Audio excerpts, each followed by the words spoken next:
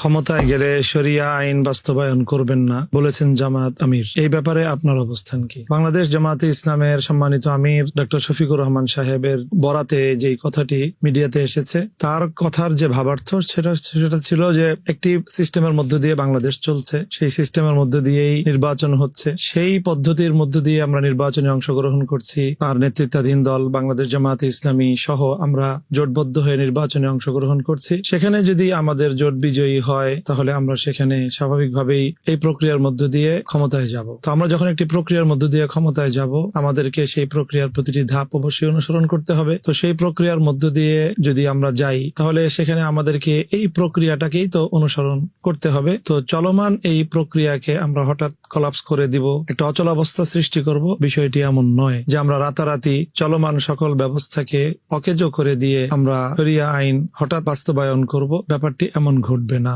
আমি মনে করি যে জামাত আমিরের বক্তব্যের এটাই ছিল ভাবার্থ।